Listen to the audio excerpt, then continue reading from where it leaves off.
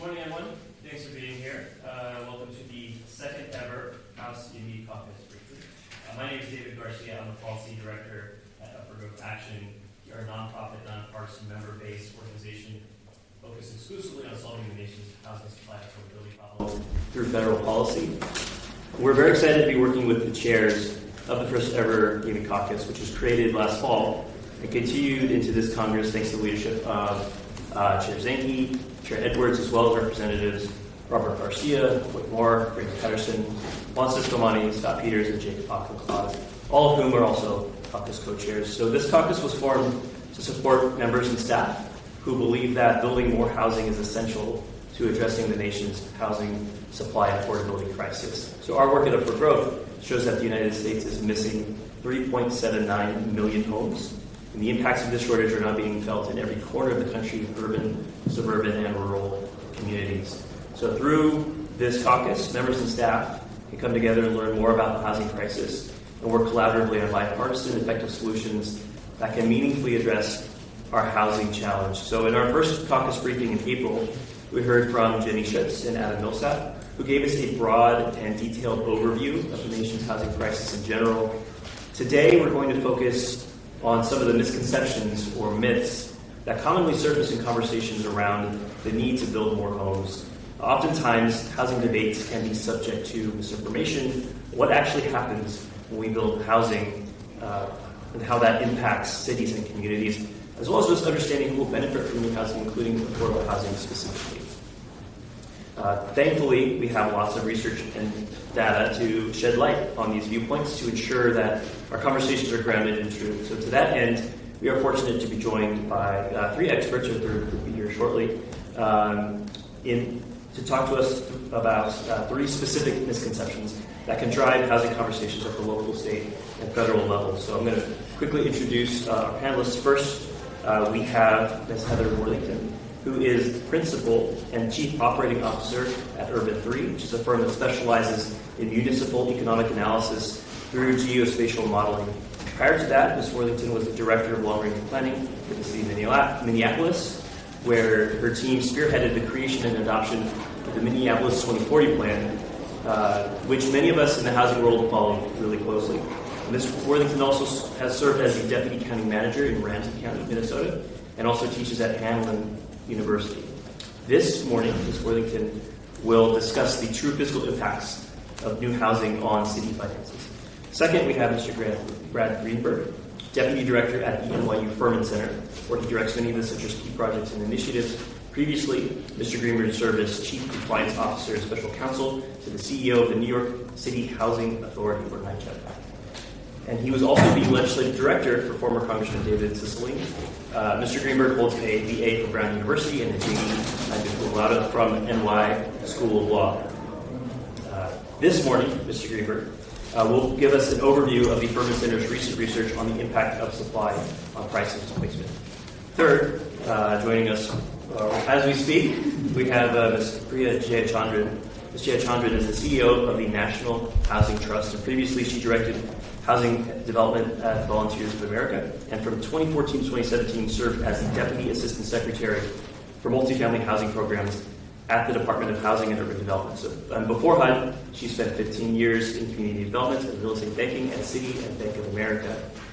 She holds a BA from the University of California, Go Bears, and an MPA from Princeton. Today, Ms. Jayachandran will discuss common misconceptions about the residents of affordable housing. And so we're going to start with the presentation by Ms. Worthington. Before that, I want to give Chair Edwards an opportunity to welcome everyone and provide some remarks, and we'll get into the presentations. Congressman Edwards, thank you for joining us this morning. Well, great. Thank you. It sounds like I may have gotten into this at the right time. Well, good morning, all of you. I'm Congressman Chuck Edwards from North Carolina, and I'm really honored to serve as one of the co-chairs of the YIMBY Caucus. I want to sincerely thank all of you for being with us today for what I believe is an essential and timely conversation on the real impacts of housing policy and the myths that often get in the way. Across the country, from our largest cities to our smallest towns, communities are struggling with rising housing costs and limited options. It is rare I will go to any community event in my district and not hear the issue of housing supply discussed. In fast-growing areas like my district, I've seen firsthand how lack of housing really puts a strain on working families. It slows economic growth and it puts pressure on everything from schools to emergency services. In towns like Fletcher and Hendersonville in my district, I've heard from small business owners that can't fill positions, not because there are not workers available, but because workers can't find housing that they can afford nearby. I've spoken with young families who want to stay in the area that they grew up in, but are being priced out because the supply just isn't keeping up with the demand. Too often, we let misinformation shape our policy. We hear that building new homes will ruin neighborhood character, drive up rent, or push longtime residents out, or sometimes might even create additional traffic. But the data and the experience in places like mine tell a far different story. Today's briefing is about setting the record straight and replacing fear with facts. It's about showing that when done right, increased housing supply gives families more choices, reduces costs, and helps communities thrive. It's not a threat to our way of life, it's a way to preserve it. And I'm extremely grateful to our panelists and to all of you for engaging in this critical conversation. I look forward to our thoughtful discussion and to continuing the work of advancing smart, evidence-based housing policies that serve the needs of all Americans. Thank you. Thank you, Chair Edwards. With that, we're going to start with our first panelist.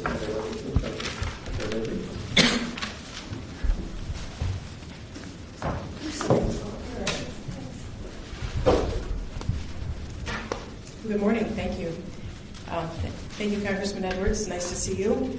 Urban 3, which is located in Asheville, North Carolina, is a leader in municipal economic analysis through geospatial modeling. So today I'd like to show you a couple of models that we did actually up in Minnesota, where I'm from, for Ramsey County, Minnesota. We've modeled, you can go to the next slide, thanks. We've modeled more than $2 trillion in real estate in the United States and worked in about 200 cities and 48 states. And we can model all forms of municipal revenue, including property tax, income and sales, and special revenues. So today I'd like to give you a brief overview of our proprietary process as it relates to scenario planning. This is the data that can help to back up the policy that cities create around regulating land use through instruments like zoning. So let's start by looking at this model. So you know that when we measure the productivity or the efficiency of a vehicle, we don't talk about miles per tank. If we did, that Lariat would win every time, right? So you can go to the next slide. Instead, what we talk about is miles per gallon, right? And so that's where the BMW Isetta wins. They don't make this car anymore, but they made it right after World War II. And if you go to the next slide. And so the Isetta is always going to win this race for productivity, or for efficiency. The same really holds with, and you skipped a slide there, I'm sorry. Nope, you didn't. I apologize. Thank you. Sorry, David. I didn't switch. There you go. The same applies to land. So land is a finite resource in many communities, right? Especially for those of you who might be representing the Midwest. And you know that every farmer knows that to maximize the value of land, you need to know the inputs, right? How much water, how much seed, how much labor per acre. And so what Urban 3 does is we use the same methodology to think about how a city regulates land use to ensure that it's most productive in terms of the revenues that they collect, but also in their policy work in trying to accommodate housing and workforce. What we see nationally is that mixed-use development, you can go to the next slide, mixed-use development is invariably more productive than single-family development. Single-family development also happens to use a lot of resources, but it pays relatively little in taxes. And so you kind of have an inverse relationship there.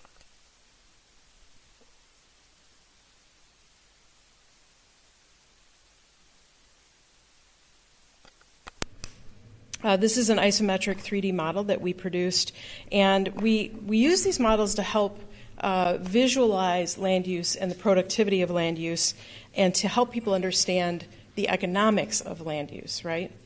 And so this can help elected leaders really visualize the most productive uses in their community. And you see in this 3D model, the downtown St. Paul, which is the capital of Minnesota, is the most productive use within this model. The purple spikes indicate highly productive land uses, not necessarily high or tall land uses, but very productive land uses. You can also see that St. Paul is more productive than any place else in the county. Now, Ramsey County is the only fully urbanized county in the state of Minnesota. So it's already a relatively dense county. Next slide. And you can see that St. Paul suffers from the same thing that most capital cities do, which is a large number of acres that are tax exempt. And so tax exemption for Minnesota is particularly challenging because cities rely on property tax to fund their programs and services. Next slide. The challenge with this is that you see that we have a lot of other land uses in the model. So we have a lot of buildings and roads and parking, but then we have a lot of things like open space, tax-exempt uses, that type of thing. Next slide. And this is how this compares economically. So your buildings are generating about $39 billion in the Ramsey County model. Parking is generating about $2 billion, and then you've got all this other property. Roads really don't generate any revenue, right? The Government Finance Officers Association says that roads are an asset, but in fact they're really a liability because you can't pick them up and sell them to the next community, right? And so all you have to do is maintain them over time, which costs money. And if you're not producing enough revenue through your property tax, you can't repair those roads. So it is kind of a cascading failure. Next slide. So I want to briefly show you a model that we did for Ramsey County. Ramsey County purchased the Twin Cities Army Ammunition Plant back in 2010. This was a former GSA-owned site, and we purchased it for $30 million, and we cleaned it up to residential standards. The state of Minnesota invested about $22 million in roadway improvements around it to lead to eventual redevelopment. Next slide. So we did 3 models for the Twin Cities Army Ammunition Plant. We did a suburban projection, so this is larger lot development, I would say like 1/4 of an acre. Next slide. We did a moderate mixed use of just over 1,400 housing units. The value per acre there was just about $1.8 million. Next slide. And then we did a dense mixed use projection. Now this one came in around $2.5 million. In terms of value per acre. So that's how we're quantifying the productivity of these parcels. The unit count difference between the second and third model is really not significant. It's about 300 units more, but the value per acre is significant. It's over $700,000 more in value for this community. So I think this is the challenge for our cities going forward in terms of how they think about their regulatory power and how they determine their land use regulation through zoning and other methods, and think about how they can increase the productivity of their parcels, their existing land, so that they can ensure long-term economic sustainability of their communities. Happy to answer any questions when we take them. Thank you. Thank you very much. Next, we're going to go to the Furman Center. Take it away.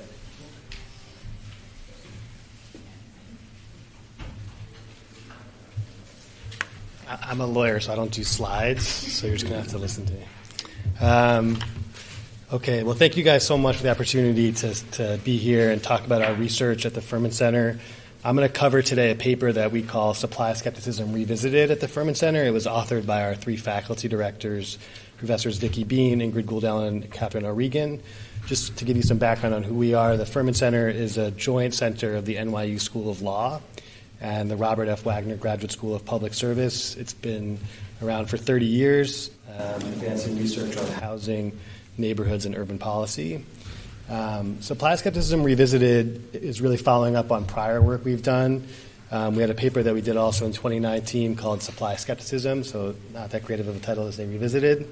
And really, at a very high level, the work that we've done has really concluded that empirical evidence supports the premise that increasing the supply of housing reduces sales prices and reduces rents, or at least moderates their growth, and makes housing more affordable to low and moderate income families. So a very basic finding. But still, we find that supply skepticism is very prevalent in public opinion surveys, and it's really unique to housing, like the chair said. So just as an example of that, there was a 2022 paper that described national surveys and found that 30 to 40% of respondents still believe that increasing housing supply would not lower prices and rents. So that's really still a huge number of skeptics. So our paper really sought to kind of go question by question and systematically and sympathetically review the latest research and use high-quality data and research to answer 6 key questions that we hear from supply skeptics. I'm just going to go through each question and give you kind of the evidence. So first, how does new supply affect regional or kind of municipal rents across an entire locality? And here there's a lot of reliance on international research. Just to give a couple examples, there was an unusually large upscale zoning, scale-up zoning in Auckland, New Zealand, that led to a 4.1% increase in the housing stock. And within 6 years, rents were 26% to 33% lower than the control group, so a huge effect. There's also been research in Germany that found a smaller increase in the annual new housing supply of just 1% also still caused the average rent level to come down by about 0.2%. So there's definitely an effect that it reduces rents even citywide. The second question that we get a lot is how does new supply affect local rents, so kind of your neighborhood rents. And here, like the chair said, there's a lot of skeptics who believe that increasing supply within a neighborhood will increase rents within that neighborhood. It's hard to study this question because researchers have to kind of disentangle whether a developer has been adding supply in the neighborhood because they think it can support it because of demand and it's already high or growing. But really what we try to study is whether a new supply is kind of absent that new demand still causing rents to come down. So there have been 3 research papers in this area that have all pointed to moderate decreases in rents or at least a slowing of the rent growth in neighborhoods where supply was added. It can vary. Sometimes it's a 5 to 7% decrease. Sometimes it's about for every 10% increase, you have about a 1% decrease in rents. It's still also bending the curve of rent growths, even in the local neighborhood. There are 2 other studies that found a little bit more mixed results. The mixed results really don't imply that there's no rents being reduced. It just suggests that it increases rents in lower income neighborhoods, but reduces rents in higher income neighborhoods to add supply. So it depends on the submarket you're building in. The third question, which I think we get the most maybe in urban environments, at least in New York City where I'm from, is does new supply lead to gentrification? So is it causing, rather than following gentrification? Obviously, it's very typical for new supply to follow gentrification. So if a neighborhood is gentrifying, you're going to have demand. We're trying to see if it's causing it itself. Gentrification in the research is usually defined as any increase in the number or share of wealthier, more educated households in a neighborhood, so it's a broad definition. The research does show that sometimes it can cause new residents, obviously, to come into a neighborhood, including new wealthier residents. It really also varies, though, based on whether it's a building or a neighborhood level. So mostly what the research finds is that wealthier residents will come into new buildings but not be the exclusive new residents within that building. So about 20 to 50% of residents in the new buildings have moved from a below median income area. So even if there are some wealthy residents coming in, there also are lower income residents coming into new buildings. And likewise on the neighborhood level, in-migration by lower income households also surrounds the new buildings. So it doesn't really do gentrification fully, but there are also new people coming in that are not wealthy. The fourth question that we get probably the most frequently is, does new supply lead to displacement? So are there people that are being kind of forced out of their neighborhood because we've added supply? This also is a very difficult question for researchers because we don't have local data on whether moves are intentional or voluntary or involuntary. But there is some research about this, and they show that the risk of displacement actually falls by 17% when you add housing. So within 100 meters of an additional project, you actually see less displacement. Other research has found that sometimes construction is correlated with a very slight 1% to 2% increase in outmigration for very low income groups. So that would be the area you'd be concerned about. The fifth question that we get, and there's two more, is does new market rate housing affect housing available to low income renters? So here we have a lot of coverage of this question in our paper. There's a concept called filtering. So broadly, the research finds that additions to the housing stock at the higher end of the market actually will decrease prices and rents in lower cost submarkets over time. This is because in the long run, and in some markets it can be in the short run, research shows that older units will filter down to lower price submarkets. But sometimes this can take a long time depending on where you're building. And in places that have a lot of high price growth and very low vacancy rates, like where I'm from in New York City, there's a lot less downward filtering. So it really will depend where you're building. And then the sixth question, which is our last one, is do land use reforms actually spur new supply? So that's kind of a question a lot of places are asking themselves these days. And recent research does find that easing restrictions on land use does increase the supply of housing. So there's been a couple studies that I'll mention. One is a study that showed within 10 years of land use reform, there was an increase of about 1.9% in the housing stock. And then there's also another study that showed a 4.1% increase in a 5-year period. There are some caveats here. Obviously, there's more that restricts housing than just land use. So the constraint you're removing when you do a zoning reform has to be the one that's binding housing supply. And effects are going to vary depending on whether there's other costs that are constraining housing supply. We point out in the paper that some of those factors can include things like interest rates, credit availability, labor shortages in the market you're building in, other implementation issues that you might see kind of from the local government, if there's a lot of procedural constraints. So zoning alone can't do it, but it does have an effect. There's one other consideration that we talk about in the paper, which is the effects new market rate housing may have on sales prices and rents are not sufficient always to address, you'll find out, the very low-income households that still need housing. It's really geared towards low-income and moderate-income households. So we do still say in the paper that governments need to make sure that they're adding new supply that's inclusive of market and subsidized affordable housing. New supply has to be paired with kind of subsidies for households that maybe cannot afford it at the very low-income level. But to conclude, the research does prove that the new supply can help reduce pressures on rents citywide at the neighborhood level. Land use reforms can also help spur new supply, and there's mixed research on the gentrification and displacement questions. And I'm happy to take anybody's questions about the research, and thank you again for the opportunity to talk. Thank you for that research. And last but certainly not least, we have Ms. Priya Jayachandran, who's going to give us a presentation.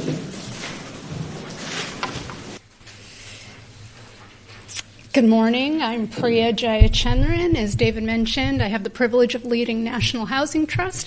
We're a 40-year-old nonprofit based here in the district. We work both nationally and locally. Forgive me if I look at my phone. That's where I took my notes. And we, importantly for this discussion, we own in our capacity as affordable housing developer and owner. We own 4,000 affordable apartment homes, largely in the Mid-Atlantic, including 1,500 affordable apartment homes right here in Washington, D.C. Given that despite that breadth, that's not a significant size to draw a lot of conclusions, but we have the benefit of being part of a group called SAFE, Stewards of Affordable Housing for the Future, which is a collaborative of 11 mission-based, multi-state, nonprofit developers and owners. And every year we aggregate our data, and that data is more impactful and insightful given the size.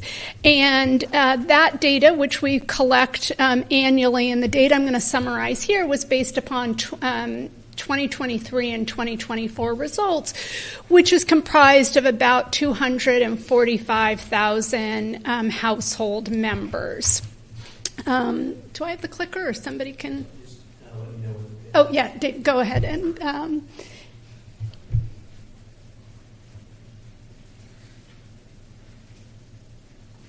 So the first slide I want to go through is the household demographics, and to give you a snapshot of who lives in these 11 owners' affordable housing communities.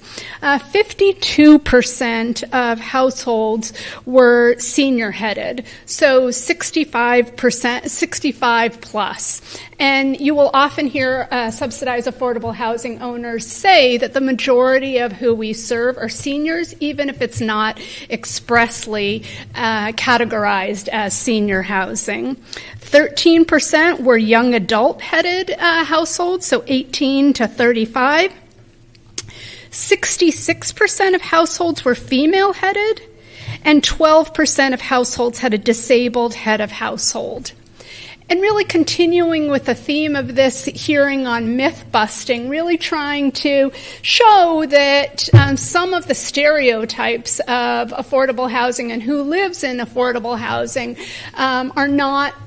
don't often comport with the data here. Second slide, David? I think this is a really crucial one, and this shows that working age, non-disabled households had an employment rate of 72%. You often hear that people aren't working in affordable housing or in subsidized affordable housing, and there need to be views differ on work requirements, but the reality is that 72% of non-disabled household members are working. And if you think about that, then probably it's a greater percentage of individuals that potentially are working. Elderly, non-disabled households had an employment rate of 24%, and disabled households had an employment rate of 17%. Interesting to note that employment rates for working-age non-disabled households were higher than the U.S.-wide December 2023 labor force participation rate of 63%. Now, I have to caveat that it's not apples to apples, because that is based on an individual participation rate, and this is household participation rate. But I think it's fair to say that at least the levels mirror one another, and potentially you could argue that affordable housing residents participate in the labor force at a greater rate than non-subsidized households. Next slide, David. Household income. I think this is another interesting one. Working-age non-disabled households had a median income of $25,500. Elderly non-disabled households had a median income of $16,400, and disabled households had a median income of $13,100. I will be honest that when I first saw these numbers, I gasped. Living here in the district, you think, how does anyone survive on $25,000? But bear in mind that the federal minimum wage is $7.25 an hour. Obviously, many states and cities have a higher standard. I did the quick math, and $25,000 roughly is a little less than $13.50 an hour. So if you say that the federal minimum is $7.25, it's hard to get an average nationally, but let's just say, for argument's sake, that the average is around $13 an hour, then somebody's working full-time in a service job, earning minimum wage, and that's what they pull in. So I think that there's often also a misnomer that somebody earning $25,000 is not working, or they're getting welfare assistance or something else. I think the reality is that in many parts of the country, working full-time, and many people work more than 40 hours, but imagine you're not making that $13, you're making $9 an hour. You can easily see how the math works. Next slide, David. And then finally, subsidy types. So caveating that this collaborative, that we are safe, we're all affordable housing developers and owners, and most of what we develop and own are subsidized affordable housing. So obviously you've probably heard about naturally occurring affordable housing, and then subsidized. We tend to be focused on the subsidized, and within that are portfolios. 37% of households were in properties with portable vouchers, so sometimes called HCV, housing choice vouchers, sometimes called walking Section 8, but 37.5%. Almost 20%, 19.9%, were in properties with PBRA, otherwise known as project-based Section 8, and 66.5% were in LIHTC properties. Important to note that you can't just add those up. Sometimes there's double dipping. A LIHTC property can also have voucher, can sometimes also have PBRA. But those are a rough snapshot of our portfolios. By way of background, LIHTC is a supply subsidy. It's a subsidy that defrays the capital cost of building affordable housing, subsidized affordable housing, and PBRA and vouchers are what are thought of as demand-side subsidies. They go directly to the tenant to offset their rent portion. And I guess my conclusion here underscores Brad's point that I think it's a both-and solution for serving deeply affordable housing residents, those earning that minimum wage, because you need obviously supply, but to serve those folks really need one of these regimes in order to be able to afford the rent when you've got that $25,000 income. And to be able to serve those folks, owners like us need a subsidy to be able to build it. It doesn't take a lot. You don't need to see the pro forma to see that there's really no way to pay the development costs to build something and then rent it to somebody earning $25,000 without having some sort of subsidy, either on the demand side or the supply side, or I would argue on both. Happy to answer any questions as part of the group. Thank you. So much. Before we open up to questions, I want to give Chair Edwards a chance to respond to these presentations. Any questions you have for the panelists? Yeah, thank you. Thanks again, sincerely, for all of you being here. This for Greensburg. One of the questions that I've asked for years, or contemplated for years, is this issue. I think you described it as downward filtering. And to me, it is, when I look at what takes place in some of the communities that I represent, I see a lot of developers going in and building neighborhoods with, let's just say, $350,000 homes. Those that would be affordable by folks that make a little bit above the to me. And I've often wondered, does that help solve the issue of supply and make housing more affordable? It seems like the first question, the first part of that question is yes, it does add supply. I'd like to think that we would keep score by the number of bedrooms in communities that offers more bedrooms. And it seems that just by my understanding of the typical consumer,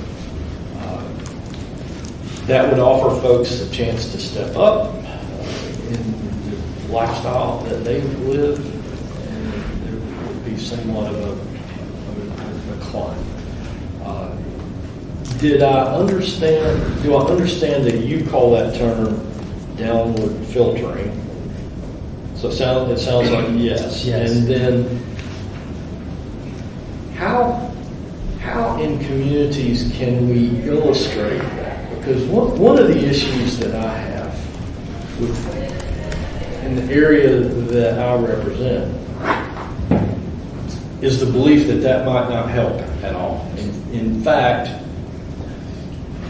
the belief is so strong that there seems to be a sentiment against developers even building a $350,000 house, because they typically have to ask for some sort of accommodation with zoning and whatnot. So talk a little bit more about that. What message can other members take back to the communities that they represent and say there is a value to letting those big bad developers put houses in there that maybe some of the folks that Ms. Priya from discussion described that needs access? Yeah, it's a great question. Downward filtering sometimes takes a long time, right? So it might take several years and several moves for you to have the effect that you're going to have from new development, especially, I heard it from Asheville, so a market that has lots of in-migration, and lots of price growth and low vacancies. It will take even longer if it can happen. So there are sometimes people that are, I think, justifiably skeptical that it will actually matter for them in like a short time period.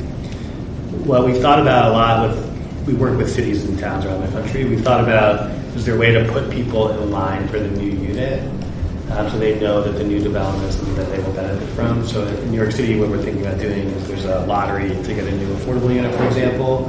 Right now, the lottery comes online only once the unit's been built and it's got its CMO, certificate of occupancy. We've probably going to do something in New York City that will happen in the next couple of years that will be a lottery that happens before the building's built. So we know if you have a constituency that's built in to support new development, those people who will literally get the new unit, not only the affordable unit, but also for the other units as well. So even if they're not leasing up, you have access to that unit once it comes online. But there are ways, I think, to reposition this so that people know they will benefit even before the permit happens or even before the construction happens too. That will, I think, change people's mentality around it too, that are kind of economic strategies that you can put in place. Mostly it is a long-term effect, so it will take people a long time to see. Unless there's a huge supply shock, it will take some time to see the effect of one or two properties coming online. And it's hard to convince people of that fact, but it is there in the research. So, how do we keep score? There's always been a question that I've asked.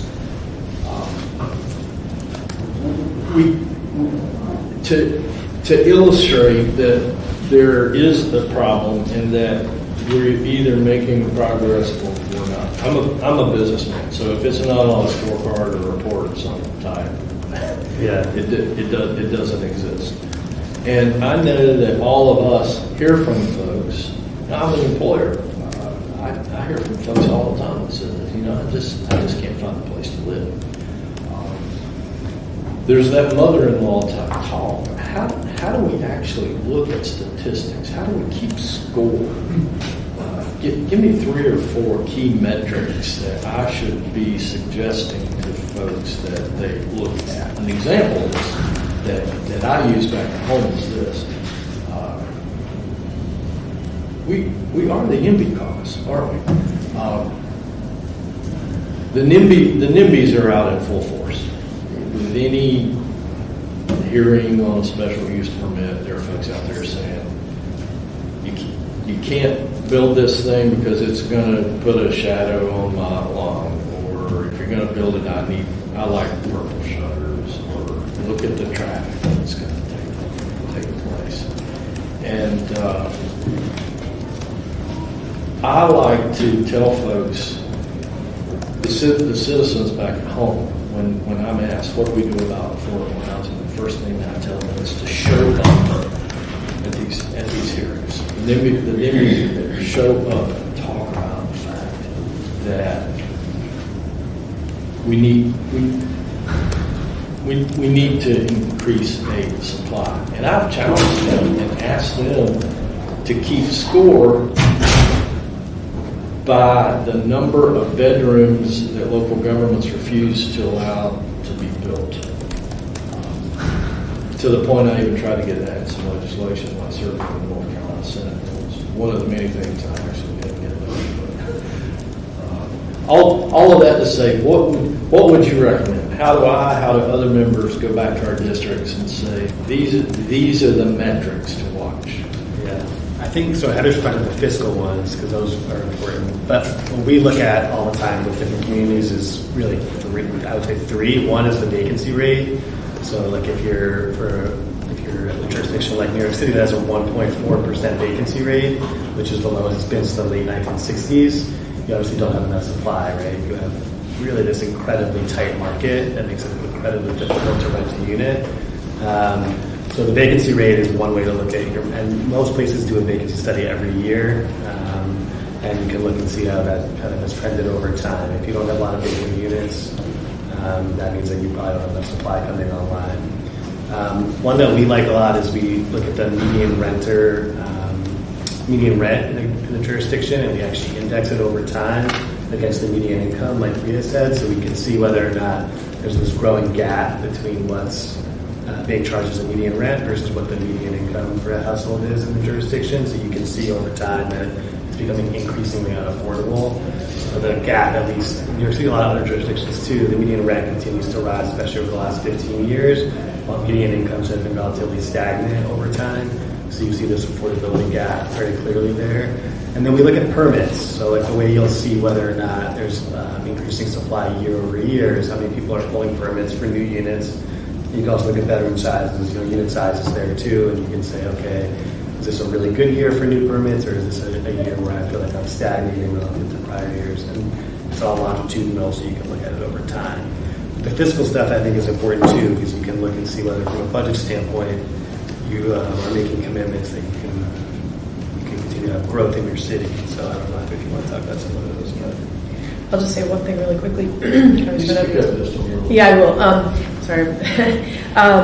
Two things. One is I think there's another metric you could look at is in conversions. So what we noticed in Minneapolis when we were doing 2040 was we had lost 15,000 NOAA units over about a 20-year period.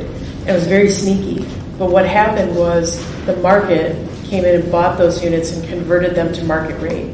So I think you could also look at permits for conversions or, significant like renovations. That'd be another thing to look for. In a lot of communities, that's the story. In terms of local governments thinking differently about this, it can be very compelling when they understand that in order to raise enough revenue to support the services that they offer, like police and fire, water and sewer, they need to have a more dense type of typology in terms of their land use. They need to think in terms of thickening up, right? And that's something that when you show them sort of the economic side of the decision making around housing policy, they start to really understand, wait a minute, we can't sustain ourselves economically, and that's really a problem. So that's a good segue into a question that I had for you, Ms. Worthington. One of the other issues that I met with in my district is the belief by folks in local government that building houses costs taxpayers.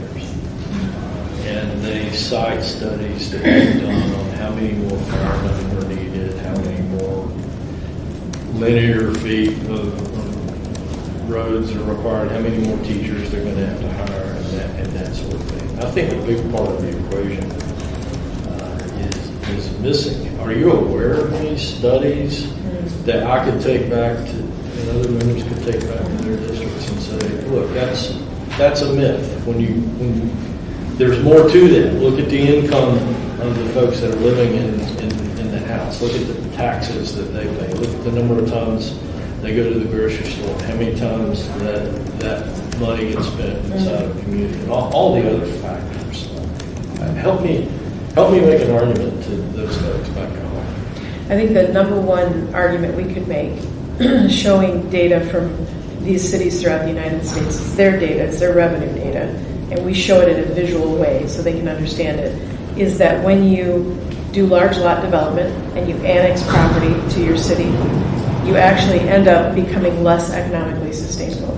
And the reality is, yes, you are paying for roads and everything else, but if you do compact development in areas where you already have infrastructure, that can be very positive in terms of your net revenue. So that's the key takeaway here, is we can show you lots of models from across the country that would illustrate that point. Can you point, and so I'm going to ask my staff to follow up with you. Great. Dawson, right, shoulder here. Yeah, we're just over it. I thought you very appropriately talked about zoning and the need for mixed use zoning. As a state senator, I worked on a bill, I even remember the number, Senate Bill 359. It was controversial from both sides, that would remove the capability of local governments to do some zoning and require, if there were other conditions not met, such as historical districts and that sort of thing, that they allow duplexes, triplexes, quadplexes, accessory dwelling units, and that sort of thing. Can you point us to model zoning that has been put in place around the country? Mm-hmm. We absolutely can. There are a couple of cities in the United States that have, commonly it's been said that they eliminated single-family zoning. Minneapolis was the first to do it. It wasn't really eliminated. You could still build a single-family home in that city. I'm kind of toggling back and forth here. But it incentivizes a denser type of development that uses existing infrastructure. And Minneapolis has actually seen an increase in the number of units built over the last 5 years as a result of that regulatory change. St. Paul, their sister city right next door, has seen almost no development. So that regulatory change can be impactful. You have probably tracked that at the Furman Center, so you kind of understand it. But that can be tricky because it's so longitudinal, right? So it's such a long arc in terms of measuring that. But I will tell you, Congressman, that the Minneapolis Fed is doing a longitudinal study of the impacts of Minneapolis 2040. So you can check, and I'll be happy to work with your staff and get them that information. Thank you, Mr. Garcia. Thank you, Congressman. Solves my questions. A lot of them were similar to what I wanted to ask, and I know we're coming close to time, so I just have kind of one question for the group in general. We oftentimes talk about zoning as the key to unlocking more supply. I think that's generally right. I like to refer to it as the first step towards a broader process. And so, Mr. Greenberg, you talked about studies that indicate that changes in zoning can result in supply. But I guess my question for the group is that enough? What else needs to happen in order to get more housing built? Ms. Jayachandran, you talked about the need to subsidize housing for people who are only making $25,000 a year or less. So, zoning is one piece, but what else do we need to really get more housing built? I toss that out in general to the group. Well, sorry. Yeah, I would go back to my earlier point, David, that you previewed. I think that zoning is a necessary but not sufficient condition, that zoning unlocks potential, But think about here in Washington, D.C., I live in Upper Northwest in AU Park. That's great that if you change the zoning to allow greater density, but the reality is that development costs here in the district are expensive, and if I'm going to invest in that and do it, then I would probably need to, I've done a little math on developing an ADU, you would need to rent it at $2,500 a month. Now compare that to that person making $25,000. So in order to make it available, and we don't have to talk about the lowest income, even take somebody that's making $20 an hour, that's still only equating to $40-something thousand a year. You're going to need some sorts of subsidies on the development side, on the capital side, and the demand side. I'm sure David and Up for Growth are familiar with the action campaign, and in the House budget bill is an expansion of the low-income housing tax credit. So I would say zoning is terrific, and depending on who you're trying to serve, I would argue that we need to serve everyone at tiering, and that subsidy can ratchet down, but there has to be some sort of subsidy. Yeah, I mean, so before I was in government, I also worked as a lawyer for a developer clients, and everything has to pencil. So what they mean when they say everything has to pencil is sort of what Priya is talking about. It's both on the construction side, right? Like I have to be able to afford the development costs and take out a construction loan and be able to pay it back, and you can usually get some kind of subsidy for that. The zoning can help because if I'm building more, obviously my return will be higher, hopefully, with more units. Many projects at pencil need subsidies. So LIHTC helps not just for affordable development, but it's also got market rate units in it, and it's a really good way to raise equity and put it into any kind of deal, and just have some affordable set-asides. So it's really important on that side. So I have to pencil on the construction side. I also have to pencil on the operating side, meaning when I look into the future and to buy out my construction with a permanent loan, I have to be able to pay back that permanent loan over time with enough revenue coming in, and my expenses can't be too high. So expenses have been growing a lot on the maintenance side, on insurance in particular, on property taxes sometimes too. I have to make sure my rents are able to meet those expenses. So Section 8 is a really important program for a lot of landlords because it's an operating subsidy over time. It's a consistent one that you know you're going to get paid. So even if it's not just for the purposes of affordability, which is really important, I can rely on Section 8 to come through and pay me every month and hopefully pay off my expenses. So I'm penciling there. But also, if you know that there's enough demand in the community you're building in, you can charge rents that you're modeling out into the future and say, okay, I'm going to be able to pay this off. Most developers will tell you now, like, I have no problem being able to say that my rents are going to be high enough. My problem is usually on the construction side, and usually there's some other issue that I have in terms of the zoning and getting my approvals of entitlements before that. But the operating side is becoming increasingly difficult too for a lot of places where they can't model those costs. So it all has to come together for development. The zoning helps because it means I can build more and maybe I'll be able to pencil, but you need subsidy oftentimes, or you certainly need to be able to find the economics to make it work. And then the last thing I'd say is like, as a lawyer I used to deal with a lot is you need like procedural certainty. So you could have a zoning code that is very specific that you can build a certain number of units on a lot. But if I have to go to you for the approval of like design, for example, you mentioned the shutters, it's going to take me 2 years to get my approval from the design commission or whatever it is that exists in that jurisdiction, and I'm holding the land and paying all my costs and not going to get any revenue in the door. It's really difficult to make a development deal work. So it's like the substance of the zoning code, the procedural process you're going to go through to build it, and then the long-term kind of like fiscal necessities of the development all matter a lot, if that makes sense. I just emphasize what you just said. So I think one of the major things we see where it creates success in terms of building capacity and building inventory is that by right development. So it's where you have a minimal amount of entitlement period up front. Because that's really what costs the developer the most money, is just waiting. And so if you can build this, and we say you can build that anywhere, now suddenly you will start to see that that capacity and that inventory grow. because it's very simple to predict, as you said. Yeah. The other thing I would just suggest is that back to the NOAA issue, a lot of communities have significant amounts of naturally occurring affordable housing, but the market tends to see that as a redevelopment opportunity. And so what happens is it converts to market rate or it's torn down. And I think there's a really interesting opportunity for American cities to do what I've come to call a hedge strategy, where you use your public housing authority or another agency to buy up those units and make sure that they remain affordable. And so that's a capital issue, right? That's just a straight up, we need money to buy those things.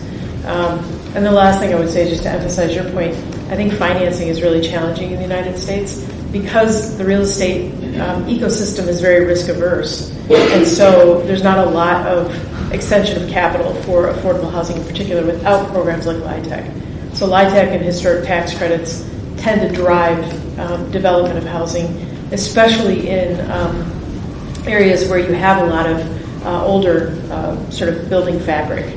And Asheville's a great example of that. LIHTC and historic tax credits drove most of the redevelopment of Asheville downtown. So that's just a real-world example. You lived that, so you know that. David, can I add one more point Absolutely, quickly? yes. I want to go back to the operating costs that Brad talked about.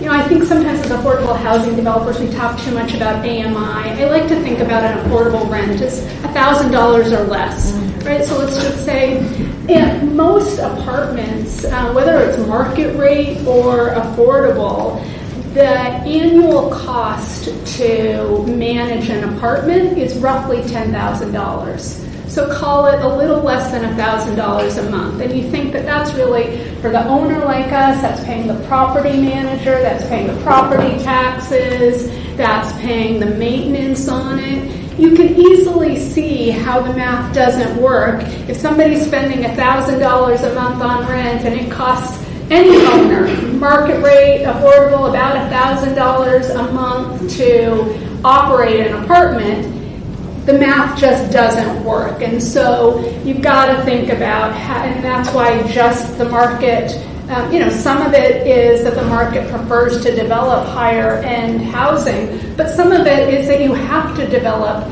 those higher rent housing in order to pay the operating costs. And I'll end with where I started. We own 1,500 affordable apartments here in the district, including some on Mass Ave, just down from Brookings and Cato and others, and happy to give you or your staffs, your members, a tour anytime. Thank you so much for that. I want to thank all of our panelists for being with us this morning and sharing their expertise. I learned a lot, and I appreciate that. I want to thank Congressman Edwards for being here and sharing his remarks and for just being a housing champion in general. So thank you for that and your work on the YIMBY Caucus. We're out of time, so thanks everyone for being here this morning, and I'll stick around and share the panelists as well. But appreciate